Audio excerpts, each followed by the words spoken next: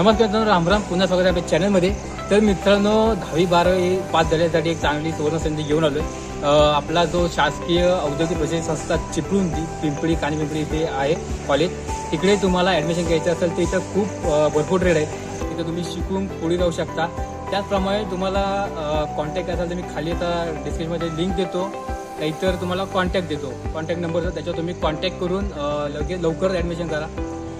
तर त्याचप्रमाणे मित्रांनो, कॉलेजमधून एक पॅम्पलेट वाटला गेला आहे. त्याची मी फोटो स्क्रीनवर लावतो.